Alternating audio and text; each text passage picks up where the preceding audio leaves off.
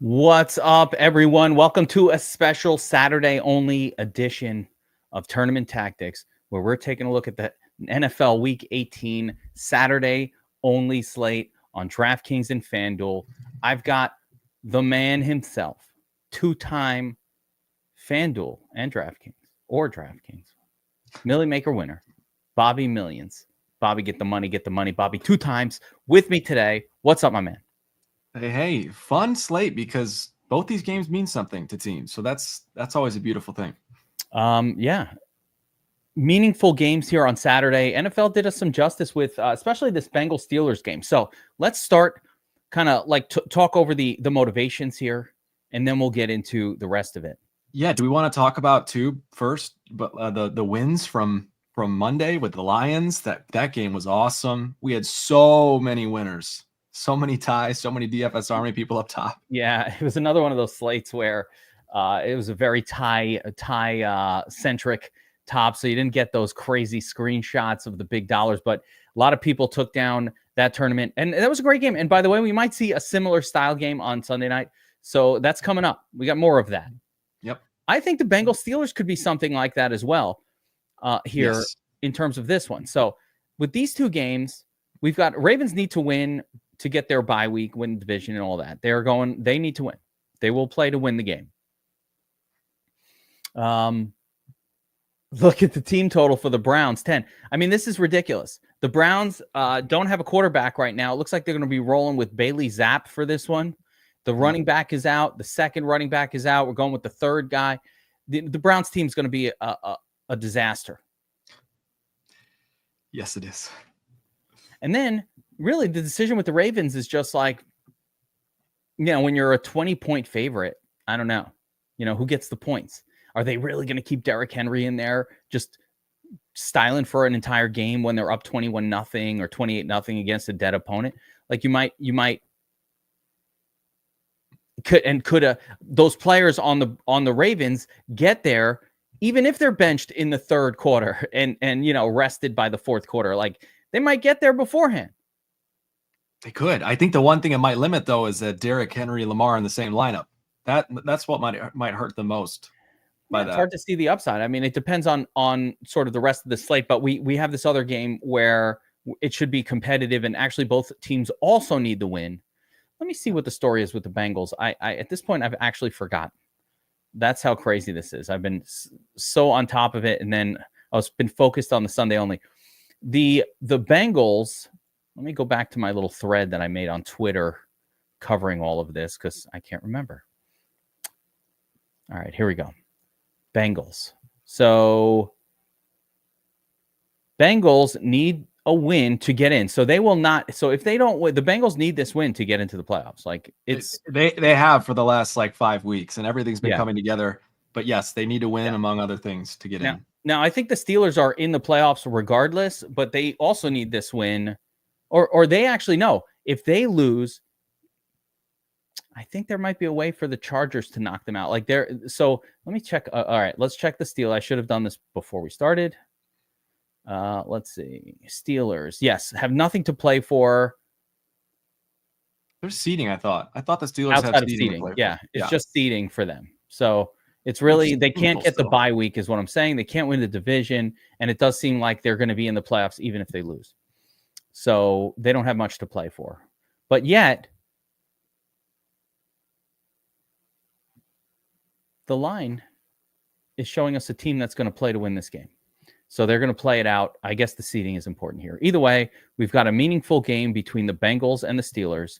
Both teams will play their starters throughout the game, try to win. And then the Ravens are going to also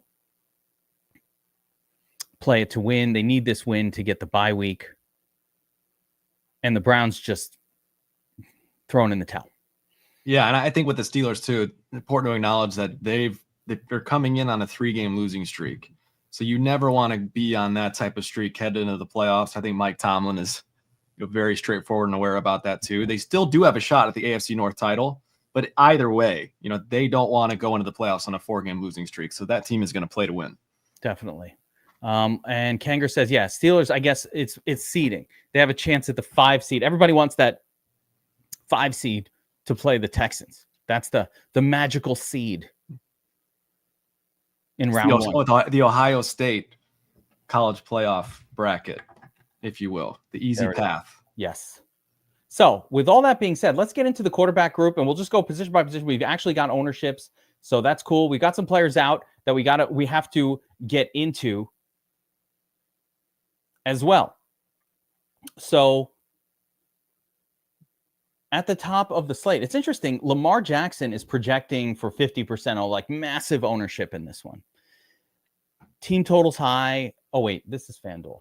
You know what? Let's same thing though. Same exact. Yeah, I want to look through the odds of DraftKings though.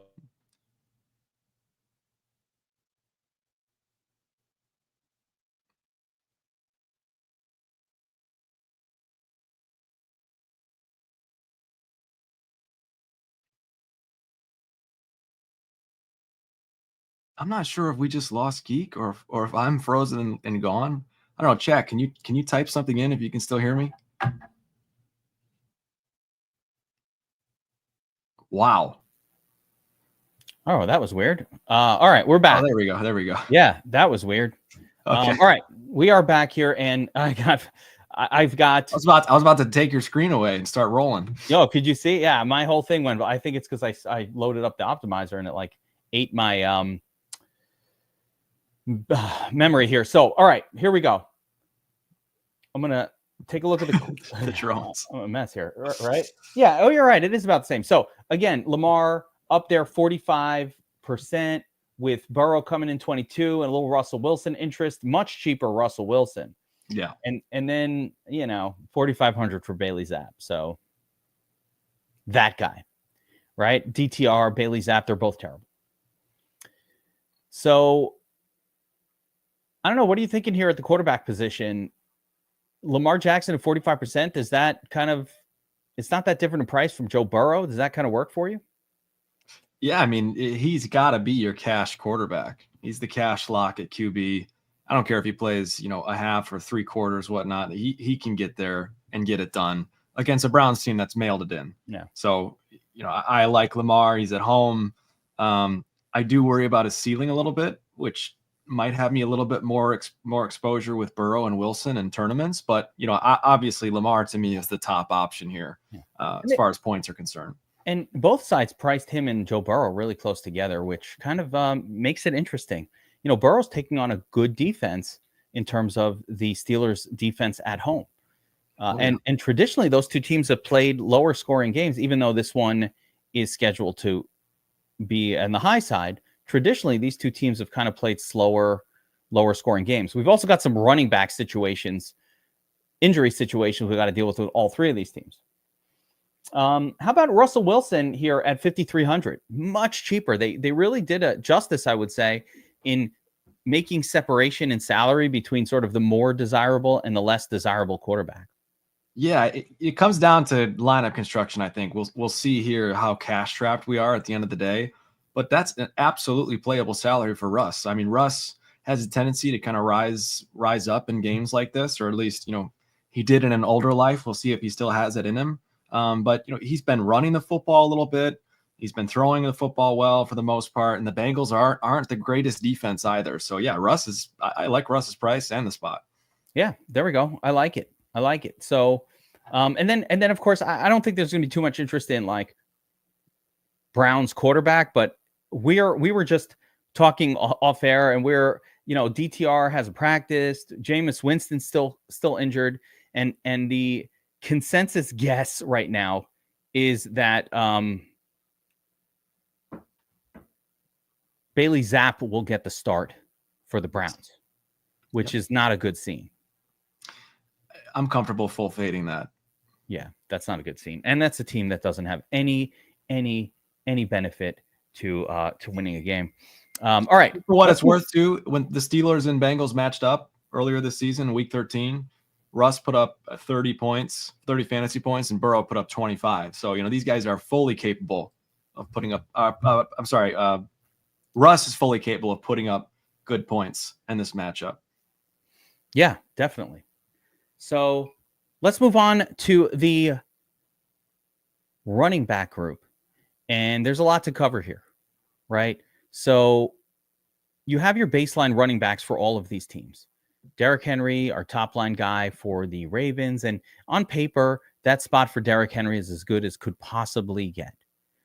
20-point favorite. Team needs to win. He's probably going to get 2 touchdowns within the first, 3 quarters of this game. But there's also the thought that, hey, why would they'll probably take a quick lead. I don't know that there'll be any resistance from the Browns in terms of them playing offense. And so the question is, how much can he score? And is 3 quarters enough for someone like Derrick Henry, even his price, to get there on a short slate where there's not that many choices? Let's assume, for argument's sake, that Chase Brown is out. Who else are you going to play? Right? You got Derrick Henry there, and then Jalen, you got to play at least 2. Yeah. Khalil Herbert. I think in 3 quarters, Henry can put up as many points, probably double the points of anyone else on the board outside of Chase Brown. So it's going to be tough not to play Derrick Henry this week. And again, I am a little bit worried about comboing him and Lamar. So I think I'll have more Henry, and then I'll have more exposure with the other 2 quarterbacks, less Lamar in tournaments. That's kind of my approach. Or just kind of limit the pairing. It's easy to limit the pairing a little bit using the optimizer and the sim boost or the sim decrease functionality. So that could definitely help us out there. One thing I've just noticed on these 2-game slates is it's rarely a good idea to go over 50% on anyone. And so these guys are showing up about 50%. Well, speaking of injuries, Chase Brown has not practiced. Mild high ankle sprain, whatever the hell that means, is what they're saying he has. And so if Chase Brown is out, if he's in, I'm worried about the ankle sprain. Like, I don't like it. I would normally love the spot. I love Chase Brown this year and all of that, but I would have concerns about that. I think that is the kind of injury that might affect the player, especially a running back. Yep. If he's out, it looks like Khalil Herbert is going to be the guy to step in and get those snaps. What do you think? Absolutely. Yep. It'll be Khalil Herbert, who was a fully capable back. You remember, he was the starter in Chicago for a while, and he looked great. Bears fans were upset when he got or when he ended up going away. And he's a guy that can run well. He can catch passes. He's more athletic than he looks. I'll put it that way. So yeah, Khalil Herbert, if he ends up getting the start, fully capable, even against the tough defense, of putting up a legitimate score. So I'll like Khalil a lot if Chase is out. That's a monster situation potentially for Herbert. That's almost an all-in situation, in my opinion. Like, if Herbert was declared the starter and Chase Brown is out, Herbert should be. So he's somebody I'll have 75% exposure to. I'll go crazy on it.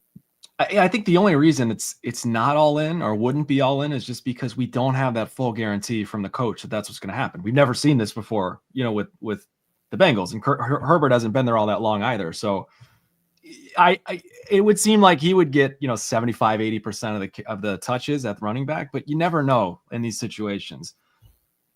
Yeah, I mean, it's Travion Williams, this other guy that's there. We'll see. More running back injury front news. Now, this is not a team where I'm super excited to play running backs from it, because it looks like just a complete shit show. In the Cleveland shit show is happening. But Ford is out, Strong is out, and all that's left is my old friend D'Onta Foreman. He always puts up points in these spots, doesn't he? He does. He is an oldie but a goodie, and I could see D'Onta Foreman, even in a garbage time late game situation, at that price, putting up enough to, matter on a slate this size. It's a 2-game slate, Bobbywow. We don't need a 20. We need like a 14. 3x salary is plenty. And again, look at the options, right? It's not like there are that many better options to choose from even. So yeah, absolutely. Foreman will be in play. Yeah, a little 12 spot, something like that. So, D'Onta Foreman. Okay, keep him in mind. Keep him in mind. Now, of course, who are the best ones? Your best ones are probably going to be Derrick Henry and Khalil Herbert, favorites. Or, then on the Steelers side, of course, we have the combination of Najee Harris and Jaylen Warren. Warren's been better than Harris. Yeah, can I say this, though? and I hate Najee as a fantasy, roster option. He is going to be majorly overlooked here. Okay. Especially if we get news that Chase Brown is out, we get news, obviously, that Foreman's a starter, which is already in place. And people know Warren's been great, and he's, that labeled the pass catcher, which he has been, but Najee's going to get way overlooked. At 5,300, a guy who's getting touches again. He had a rough stretch there for a couple of games. But then last week he put to, 13 rushes, 15 touches total, 75 plus yards in this same matchup against the Bengals a couple weeks ago. He rushed for 75 yards and a touchdown, caught 6 passes. He ended up scoring 25 points. So like, I as much as I hate to say it, Najee Harris, don't forget about him even on DraftKings. Okay. This is the type of situation where he gets way overlooked because he has so much, value opening up with Foreman and Herbert. But Najee is interesting, and he's priced down there with those guys. Yeah, it's tough. I mean, the main thing has been Warren's been a little bit better lately, but you're right. In the last meeting of these two teams, it was Najee Harris that went nuts. I think both of these guys are viable in the lineup even together. There are a lot of different ways to play this. Especially with all the value that's presenting itself with all these. Look at the ownership though on Najee. That's why I wanted to point it out. It is, I think it's criminally low. We're looking at under 10% right now. If that's the case, that'll be one of the best plays, period. I don't think it'll come up that much. I don't think he's going to come up to 50% owned. The news won't make people want to play him more. No. The only news that's getting him up there is if Warren. People are going to favor Jaylen Warren. Look at Jaylen Warren. He's 50%. The field wants to play Warren over Najee Harris at this point. He's been better most games, so that does create some Najee Harris leverage on the slate. That is a great little spot to get leverage in the better game. Yeah, in the better game. So, yeah, good call there. I like it. All right, let's take a look at let's jump over to the wide receiver group and kind of go through it. We also have a Q tag on Higgins, not 100% clear that he is going to play. He's going to play, though. He's been doing this thing year round. He practiced in limited fashion this whole week. He's going to play. Once again, yeah, he's just been pulling out. Well, Higgins has been spectacular. I mean, he's coming off a 44-pointer, the whole deal. And I believe the last time these two teams played, let's go back to it. But yeah, 10 targets for T. Higgins in that one as well. WR2 does better against Pittsburgh, with Pittsburgh kind of doing a better job of locking down WR1s. Let's see, the last game, 29 targets. So it was really actually, I'm just kind of trying to see how it played out in the first game between these two. Yeah, kind of even between Higgins and Chase. It wasn't favoring one over the other, both 9 and 10 targets for these two guys. They're both clearly the most expensive wide receivers on the slate. Then you get George Pickens. He's been really good I really like Pickens here. Let's see what he did the last time. I think it's important to kind of just see what he did. Yeah. Put up a respectable score. Yeah. 12 targets. That's what you want to see. I think we'll see something Cincinnati. Like that. So only 6 targets. He put up, 17 points though. Oh, did I look at the wrong team? Yeah. Bengals at week 13. 6 targets, but he still got the 16. Yeah. That was great. That was great. But no, he's in a great spot. People are going to overlook him a little bit too because he's been out and then he had a dud last week. But I like him too. Jerry Jeudy, definitely not interested. Zay Flowers, fine, but also not super exciting. It would just take him just randomly having a good game. Like, they're not going to need him. The game script favors running backs and that kind of thing. So tough to play him without Lamar. Even on a 2-gamer. And look at the salary drop. So basically, the way wide receiver sets up, you are playing 1 or 2 of these studs and then, a couple of duds. That's how it's setting up. 6K, the drop goes all the way down to 4,600. That is probably one of the biggest salary gaps I've ever seen. Huh. I mean, it's a massive gap. Tillman's not playing. So it goes Flowers, who's almost unplayable. Jeudy, who's almost unplayable. Pickens, so you're at 6,600 all the way down to Bateman, who, okay, fine. I don't mind him for that price. Calvin Austin looks pretty decent. 5 more targets last week. 5. This guy's a 5-target machine. Go back to him. 74% of the snaps for Calvin Austin. So, I mean, if you take a look at what's going on here, by the way, with the Steelers wide receiver group, it seems what they're doing is they're playing Austin and Pickens pretty much all the time, and then rotating between a tight end in there or Mike Williams, Van Jefferson. Van Jefferson's snap count has come down. Yeah, I don't know that you have to get cute here at wide receiver with the Steelers. I think you stack Russ with 3 guys. 2 are the wide receivers, and then Patty Fry, or if you want to go crazy, Darnell Washington, I suppose, could mix in. But I'm not going to go down to Mike Williams or Van Jefferson on this side. I think there's other turtlier wide receivers. Yeah, Calvin Austin, though, is good. And Mike Williams could absolutely. be by the way, Mike Williams could be the turd. He could. We've been saying this for a while now. Yeah. I mean, he could be, but yeah, he could be. We've seen these slates. It's the Mims. We know how to win this, guys. We know how to win this. You're going to play the standard players. You're going to get them in there. And then you're going to have to pick that one Rashad Bateman, Calvin Austin type of player that catches the big touchdown and no one else played him. I think it could be Yoshivas this week. We were all over him last week. He put up a decent score for his price. He's been targeted in the red zone.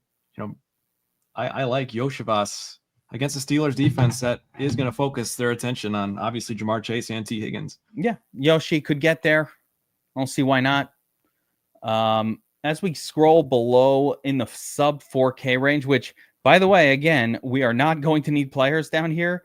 We'll make a lineup in a minute, and I'll show you how it's really just not really that needed. Maybe one, but there's not a whole lot of good here. Van Jefferson hoping for a miracle. Wallace hoping for a miracle. Pretty much all of this is just Benny Sko back this week. Yeah, I mean, that is beyond hoping for a miracle, but okay. Somebody had last week, there was a guy last week in that slate that was so obscure. And I was almost like, maybe nobody actually played. I can't remember who it was. Who was the guy who scored a touchdown in the first game? And we're like, oh my goodness. And then somebody had him. It was like the fullback. I don't know. I don't remember, but I think I know what you're talking about. I just can't remember the name. Yeah. I was like, oh, shut it off. But then it didn't even matter later on because some other cheap players went crazy. Aguilar too. He hasn't played in a couple weeks because of a concussion. He's a guy that could catch a pass or two and end up in, he's the MVS. Absolutely could get there. MVS style is the perfect way to describe it. Especially if Baltimore gets up, you got to think about who's going to come in the game. You got Josh Johnson slinging the football around to, guys like Aguilar and Wallace. So, late game. If that does happen, can you imagine? I don't know if that's even going to happen that much. Probably not. But it just scenarios. Yeah, I mean, this is what I'm saying. Like, this seems like probably, but then we've seen it where, again, Baltimore needs to win. They will play and they will make sure they've won before they rest their guys. And it's like, all right, how much scoring did they do? Did they score 28 points or 30, 31 or 30, 5 points? It was, there it is. Yeah, I was like, shut it down. Darius Davis. Yeah. That's the key, though, what you just said, right? Because, John Harbaugh is a smart coach. He is not going to be taking Lamar out and starters out, up by any less than 3 touchdowns. Unless we get toward like the fourth quarter, end of the fourth quarter. But as long as the game's within reach, within a couple of touchdowns, the starters are going to be playing. And that means either they're playing, for most of the game, or they've gotten to that 21, 28, 30-point threshold. And one of these guys is scoring well anyway. And there's no guarantee that the second game is going to produce monster scores. That's the point of this. You cannot take like these hard assumptions in a 2-game slate like this. It's very possible that we get one of those division rivalry fumble at the 20-yard line, no score, take it back, go for it on 4th down, didn't make it on 4th down. All of a sudden you look up, it's 3-0 and we're 4 minutes left in the second quarter. And you're like, holy shit, this game is going that way. Like, can't you just see that? Yeah. Yeah. It's going to be cold as well. A little bit windy. Yeah. It's in Pittsburgh, you never know. It shouldn't be drinking that way. Or drinking. Somebody's talking about drinking. It shouldn't go down that way in the sense that like Bengals kind of have a bad defense and you'd think that the Steelers can move the football against that. So it shouldn't go down that way. And the Bengals can score really quick. They're the perfect DFS team. So let's not get that part mixed up. Love it. love both sides of that game, but there is a version where it plays out and it's just a slow scoring game. And then, the blowout Ravens end up getting there. Or even like some Jerry Jeudy turd just gets there in on 7 receptions. Garbage time, right? Bailey time. Zappi's just the Ravens are on prevent defense, and Zappi's just pinging it to Jeudy or pinging it to one of the, that absolutely could happen. He's like those one-offs on a 10-point on a team projected to score 10. Like, yeah, who outscore George Pickens? Sure, that could happen. Of course. Man, it's starting to feel like, I don't know if you feel the same way. Joe Burrow, almost like when he's on the brink, he just turns superhuman. He's been so good this season in general, but like, with the season on the line, it's, he's got the ball in his hands. He's making throws. It's not the running back, not going to Khalil Herbert. I feel like they're winning this game. The Bengals are winning this game. It's funny. I was doing my best ball stuff and I started prepping for it. And I just have it like as a foregone conclusion that the Bengals are going to be in the playoffs. But like, it's not. They need more to happen, though. That's the problem. It's not just the win. They need other teams. It's not a foregone conclusion. It's crazy. In my mind, of course, these guys have played great, but it's not a foregone conclusion. And they played terrible to start the year, if you remember. So I believe it was my man Killicam in here that was asking about, is this a double tight end type of slate? I'm going to say yes and no. And here's what I'm thinking. The no part, Bobbywow, for me is you don't need the double tight end. There's plenty of salary available, and it's just not a needed thing to do. We'll be able to make lineups with 3 running backs if we want. We can get multiple wide receivers. The reason I think it might be yes, though, Bobby, is I think these tight ends are all better than similarly priced wide receivers. Like, you don't want Gesicki at this point after what he's been doing lately. Like, you love this guy. 12. He's coming off with 12 targets. I don't know where that came from. He shows up when it matters most. It feels like yes, he's so much better than any wide receiver in that range. But he also stinks it up every once in a while. Like, he's not consistently great. He's not consistent. Even in the bad games, the 4 target games, he's getting more targets than anyone in that price, right? Yeah, it's still pretty decent. It's like him or Calvin Austin. It's kind of like, I like him. Calvin so Austin's more expensive, yeah. Gesicki, think about that first. Even likely at 3,300 is, he hasn't been as involved. A couple weeks ago, he had a decent week, but 3,300. I mean, I'd rather punt with him. I'd rather punt with him than someone in that 3K range. You might not, and again, dollar for dollar, but you might not need to. We're just looking for raw points. Right. We need raw scoring. So, like, that's why it's kind of like a maybe. Even Akins, Akins with Zappi's in, and Njoku's out. What if he's just Zappi's trying to prove he's still got he's got enough to be a quarterback in this league. This might be his last chance ever, right? So he's going into this game thinking, I need to put up some stats. I need to do something to make people notice that I still have what it takes. He doesn't. Maybe Akins is the guy. Maybe it's I don't know. He doesn't. I know he doesn't. But I'm just saying. Ravens pass defense, that's already bad. They're sitting back, with a big lead. What if Higgins gets peppered with targets at 3K? I'm not trying to go crazy with it, but like just to, make the point even more. These guys, I'd rather punt with Akins over any wide receiver at 3K, or within a couple $100 of 3K. Yeah. It's not close. So that's the whole thing. So if we're getting down to it, really what you have to think about for the flex here is just think of raw points. I'm not going to now, again, 2-game slates. We talk about this every time. Guys, this is another practice session for what are going to be 2 and 3 game slates all throughout the playoffs. We need to get used to these. All right. And there's certain things that I found that are consistent. One of which is double tight end does seem to work at a much, much higher rate on 2-game slates. I keep saying it. No one acknowledges it, but the 2 tight ends keeps winning them. Like, we've said this for like 4 times, and it's been winning it. Let's acknowledge it. Be aware. But that being said, sometimes we don't need it. Like, this one also has like a lot of cheap running backs and a lot of other. It'll be running back and tight end for me. Yeah, those will be the 3. It opened things up. So let's start out a lineup. At defense, I don't think there's any other way to go except clicking this button and moving on. You're just playing the Ravens. The chances of the Ravens not being the top defense here is fairly slim, and I think I'm going to go all in on it.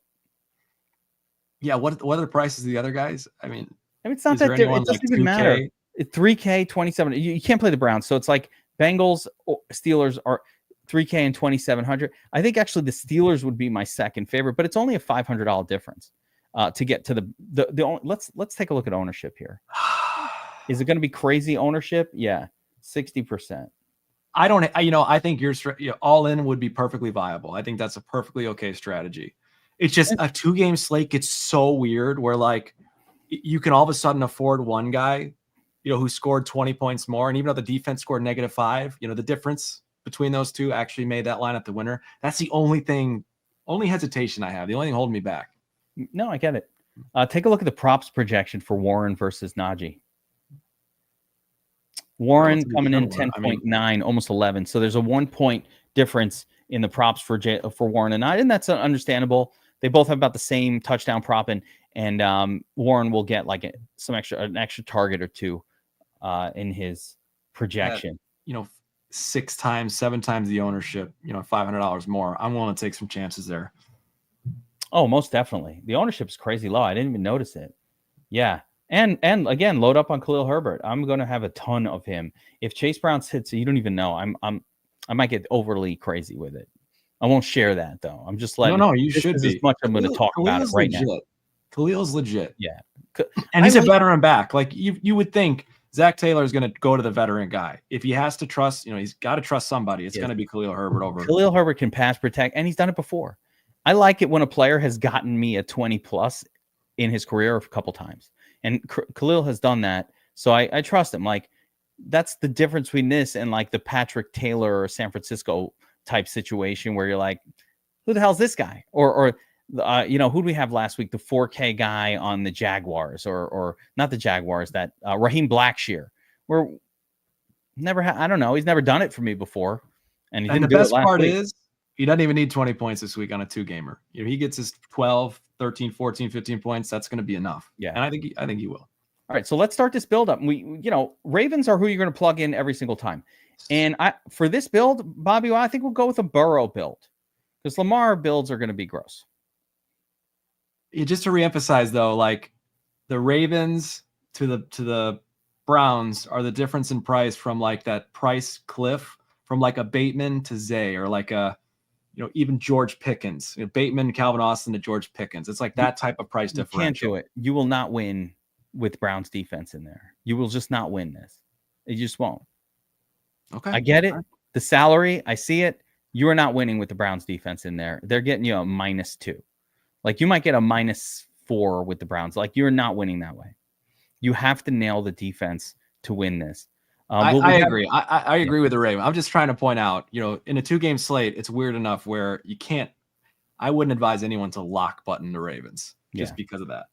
Well, I have a players club. We won't have a specific players club for Saturday because I don't want to do lineup building on a 2-game slate. It just doesn't make sense outside of what we're going to do right now.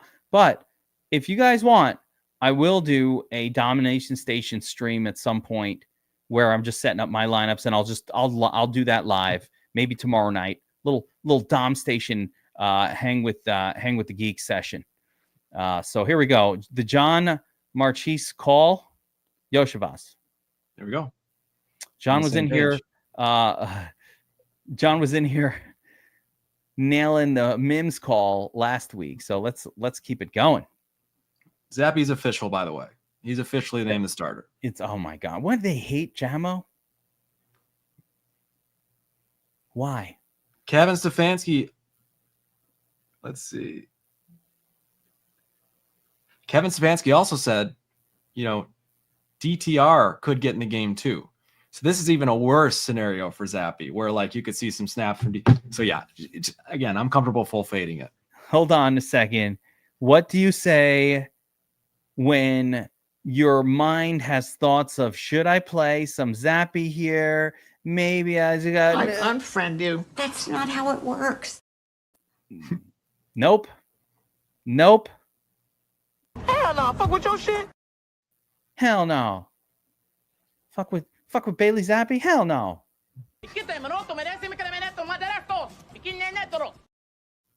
Nope. But I'd touch him if he was a free square. I wouldn't want to fill a spot on my lineup with him. Nope. No Zappy. Zappy. Was there a lead singer in a band, Dweezil Zappy or something? I don't think, but the Ramones. I don't know. That was too old for me. Yeah, I don't know. I'm having a memory of something. Could have been a gummy induced hallucination. Might not even Dweezil Zappy, Bailey Zappy, Frank Zappa. Oh, there it is. Yeah, Frank Zappa. Okay, that's what it was. Fuck yeah. Dude, I got little knowledge nuggets floating around in here. I don't even know where they come from. Frank Zappa. There we go. Don't eat the yellow snow. That's the tip. All right, so we started with Joe Burrow. I think if you're any lineup that really doesn't have Lamar, should probably have Henry in it. From here, I like K-Herb. Give me some Herbert. I mean, we like Warren. We like it. Yeah, I think you could put Warren or Najee in the flex as well. Probably based on our discussion so far, we could probably even slap Najee Harris in the flex. All right. So here you go, Bob. If you play Henry, then you kind of have to go double tight end. I can already tell. Tough to get to Chase. It's gonna be tough to get to Chase with Henry. You need Chase. You need Chase or Higgins, maybe a little bit. So you're gonna play that. It's a Burrow lineup. This leaves us with two 4K type of guys. Yoshi, Calvin. Oh, wait a second. First of all, I just made an awesome lineup. That actually is pretty that for single entry. Yeah. Yeah, this is really not bad. What you just saw on screen. So Burrow, Chase, Yoshi, Gesicki, triple stack. Bring back with Calvin Austin. No pieces from and Najee Harris from the Steelers. Low owned Najee Harris. Ravens defense paired up with Henry. That's a lineup right there. That's a real lineup. And Calvin Austin on the Steelers side on the bringbacks. That's a real lineup right there. That's fine. I like the lineup. That's a solid lineup. Let's put this on screen. Screenshot it. 37 minutes, 24 seconds. Yoshivas, lock it in. I'm going to put this lineup in, but I want to show a different version of this, Bobby, what it looks like with double tight end. So you kind of go back to the same concept. Higgins. I like Higgins too. Like, all right, I'll play some Higgins. That Q tag scaring everybody. Don't screw me. You can't screw me with that. I'm scared. Who would be the other tight end that you'd play? Kind of like if you're trying to get as much bang for your buck, I like Akins. Oh no, not with Zappy. Look at the targets. DTR. Look at the targets with DTR even. He's 3K. Just look quick. All right, let's see what this looks like. Go back to Henry, 5K. Go back to K-Herb, all in. You know what? You can get Jamar Chase in there and then get another turd. I don't like it. Likely. You could get Likely in there if you wanted. Well, no, I filled these two. Oh, there up. you go. You filled it with it. I mean, it'd have to be Mike Williams. All right, I don't like this. So let's leave Chase off the list here. And let's go. What about George Pickens? Nope. That puts us in a weird 1,200. There you go. Just upgrade Akins then. Yeah, and then we upgrade this spot. And Keaton Mitchell, there's something we forgot to talk about. Yes, we did. Yes, this is great. I'm actually we forgot to talk about this. When I did my first lineup for this, my first thought was Justice Hill is going to smash in this game. Yep. Right? It felt like a Justice Hill game. Is it possible that Keaton Mitchell, if I can find him, like the backup running back for Derrick Henry, should be in there late doing damage? Is that Keaton Mitchell? Is that Rasheen Ali? It's Keaton Mitchell. It's going to be Keaton. You think so? Oh yeah, he got 11 carries. They gave him some work. Okay. It was a blowout. Which is good, right? This is the difference maker right here. And can I tell you this? I think the play in tournaments. I think the play is to come off of Henry and rotate those 4 or 5 running backs in. Keep Mitchell, the 2 from the Steelers, Herbert, and if you want to go crazy, Deonta Foreman even, and maximize your wide receiver dollars because you want 2 of those 3 studs in your lineup, whether it's, Chase, Pickens, or T. I want 2 of those guys, and the only way you're doing that is not pay for Henry. Yeah. Look at that. And from here, by the way, this changes your whole outlook. I can actually get Higgins in there too and just punt away this last spot. Could probably punt a tight end in there with that last spot. Or, again, get off of Higgins.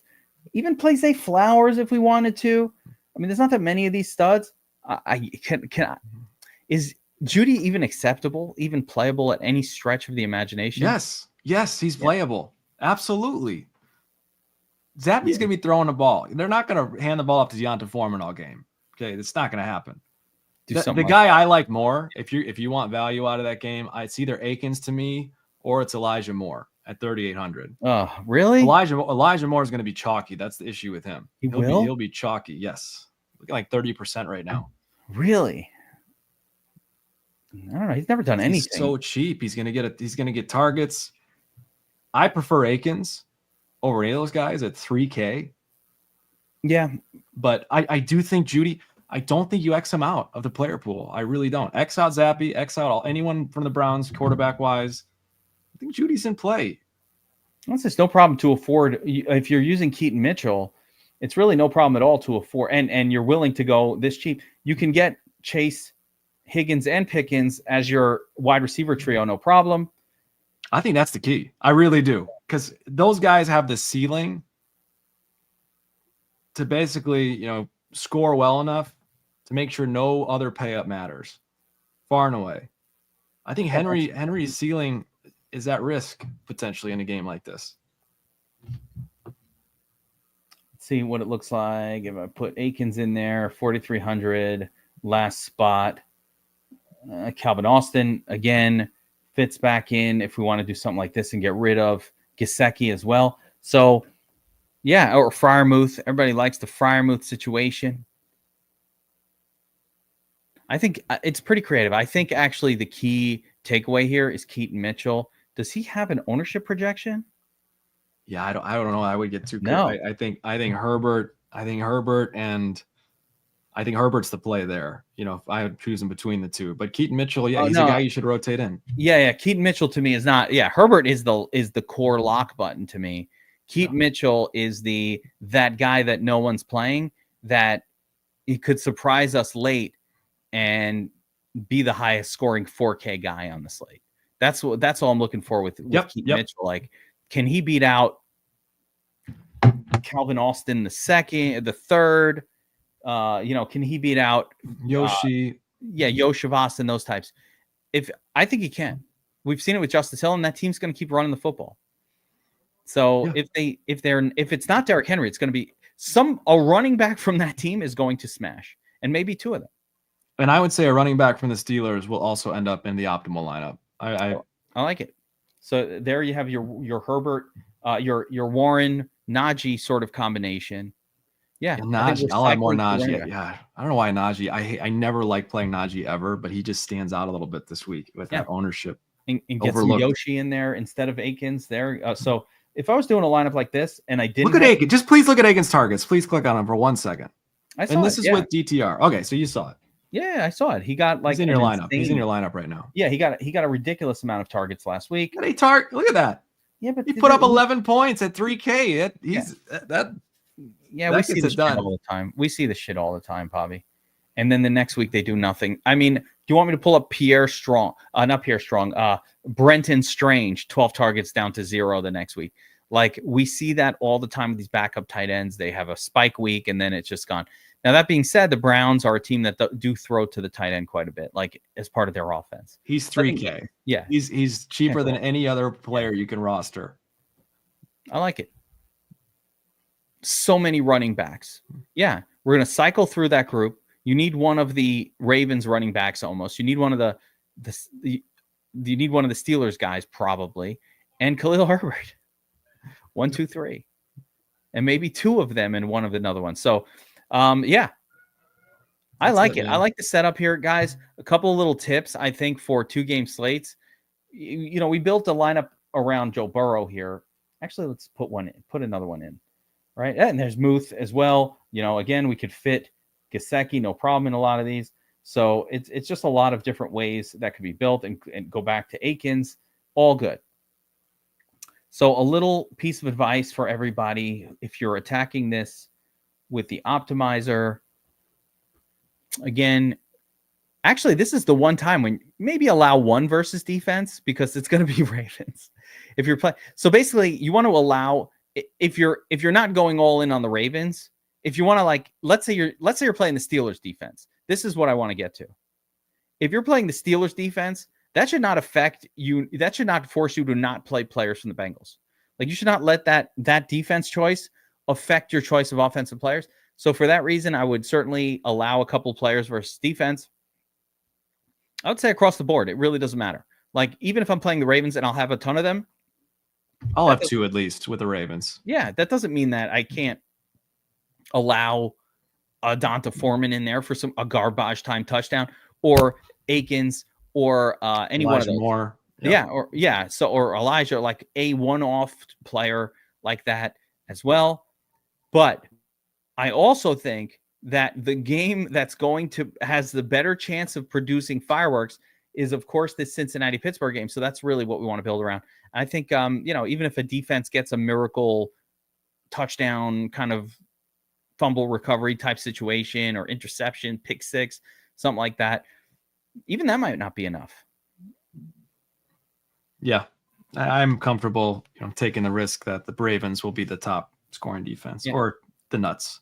All in on it. Now, a couple of contest notes for this one. Once again, if you are a fan of mass multi-entry, you haven't done a ton of it, you want to use the domination station. If I'm not going to pull it up now because I just don't want to, but on FanDuel, they have a nickel game, they have a quarter game. You have games where you can run 150 lineups for $7 in total. There's no excuses. I get a lot of the, when I show a screenshot of the domination station producing a takedown. Well, you got 1,000 lineups in there. Of course, you're going to take it down, is what they say. Oh, there's no skill. I say, well, why don't you attack the nickel game? Or you're rich and you could afford 1 million lineups. Okay. Use the domination station. Attack the nickel game, or there's no limit. It goes down to $7.50. If you can't afford that, you should be not, talking shit. Load up, have fun with the slate, try to win it, play the quarter game, play the nickel game. If you don't want to play the $3 game or the $9 game, there's levels of money for every level. So you don't have to worry about it. Yep. Got to trust in Jesus a little bit. Always. Especially this time of year. Coming up on the playoffs, of course. So with that being said, any final thoughts, Bobbywow? I don't think so. I think, I'm really comfortable with what we laid out here. Yeah, I think it's intriguing, kind of mixing in those value running backs, trying to get to the higher end wide receivers. And then, tight ends are really cheap too. So I think it's a relatively straightforward approach. I think it's going to be a fun slate. I'm looking forward to attacking this one. I think a lot of the big decision point is should I just play Lamar and have him go crazy, for no reason? And just Lamar has a 33, team wins 36-0. Yeah. That's a possibility. Absolutely. Of course, we've got the game stacks built around the other one. And then don't sleep on Keaton Mitchell. Don't sleep on Yoshavas. That's the John Marchese call of the breakdown. And I think that's how you take it down. Yep. Agreed. All right. We're going to be back, guys, on Friday. Back for the regular tournament tactics that will cover the Sunday main slate. So don't forget about that. Of course, we've got a big Sunday slate. We've got all kinds of teams with stuff to play for, shit that we have to go over. I've been looking at it. It's a very simple slate. It's only 4 quarterbacks that I'm even interested in. I did my first look already, and I was like, oh, wow. The version you're looking at is a lot better, Bobbywow, because that Sunday night football game is all. Like you don't even need, for the FanDuel sheet for this week, Bob, it should only have players from that one game. It's like we are going to have blanks, and then on Sunday night we're rolling. Not quite, but that's what I saw on FanDuel. Similar last week, yeah, exactly. Yeah, it's so much better the night game than everything else. So everybody, don't get too crazy. It's the last week of the season. We got 3 weeks of amazing playoff football coming up, and I love the playoff slates. 3-game, multiple day, 6-game, 4-game slates. They're all over the place. Yeah, it's gonna be so fun. The first couple of weeks of the playoffs, especially, and even that last week, we got a 2-gamer, and then the Super Bowl showdown. It is nonstop football. We're not done. We got weeks left to go. Enjoy, everybody. Good luck. Helmets up. We'll see you back tomorrow. And again, I'll probably do like a live stream Dom Station setup. This sounds like a Friday night stream situation. Agreed. I like to keep it tight knit on those late night streams. Gets a little crazy. Sometimes we go a little off the rails. So it's a tight knit group in those. Yep. That sounds, get some New Year's leftovers. All of a sudden I'm freestyle rapping at the end of it. I don't even know how the hell that comes up. Like crazy shit goes on the VIP live streams. You never know what's coming. So look forward to that, guys. Good luck this week. Helmets up. We'll see you guys next time. Sheesh.